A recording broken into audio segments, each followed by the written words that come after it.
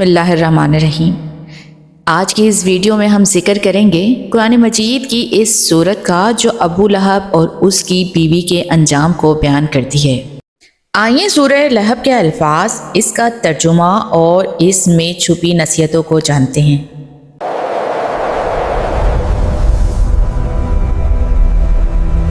ابو لہب نبی صلی اللہ علیہ وآلہ وسلم کا چچا تھا مگر سب سے بڑا دشمن بھی تھا۔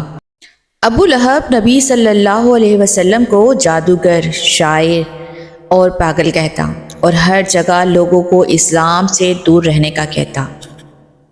جب رسول اللہ صلی اللہ علیہ وآلہ وسلم نے صفا پہاڑی پر مکہ کے لوگوں کو جمع کیا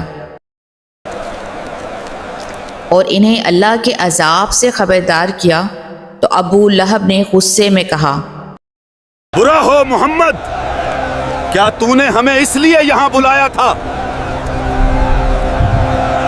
اسی کے جواب میں سورہ لہب نازل ہوئی اور اعلان کیا گیا کہ ابو لہب ہلاک ہوگا۔ ہلاک ہو گئے ابو لہب کے دونوں ہاتھ اور وہ خود بھی ہلاک ہوا۔ اس کا مال اور کمائی اسے کوئی فائدہ نہ دے سکی، لیکن اللہ نے اس کے انجام کو ذلت اور عذاب میں بدل دیا۔ غزوہ بدر کے کچھ دن بعد وہ ایک سخت بیماری میں مبتلا ہو گیا۔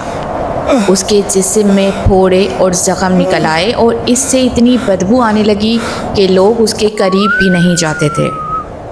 3 دن تک اس کی لاش یوں ہی پڑی رہی۔ پھر لوگوں نے لکڑیوں سے دھکیل کر اس کو ایک گڑھے میں ڈال دیا۔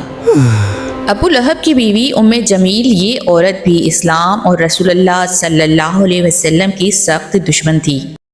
رات کے وقت جھاڑیاں اور کانٹے باندھ کر نبی صلی اللہ علیہ وسلم کے راستے میں پھینکتی۔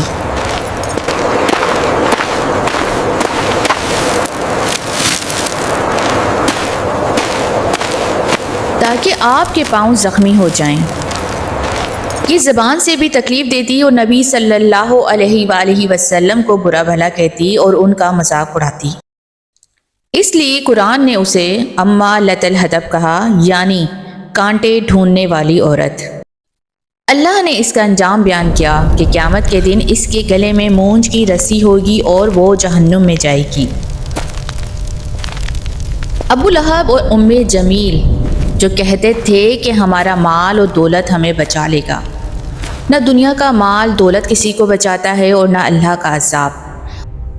ابو لہب کے ہاتھ ٹوٹ گئے اور وہ خود ہلاک ہو گیا، نہ تو اس کا مال ہی اس کے کچھ کام آیا اور نہ وہ جو اس نے کمایا۔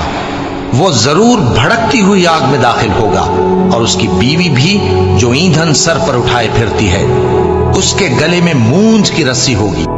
اگر آپ کو یہ ویڈیو پسند آئے تو چینل کو سبسکرائب کریں اور اس کہانی کو دوسرے تک ضرور شیئر کریں۔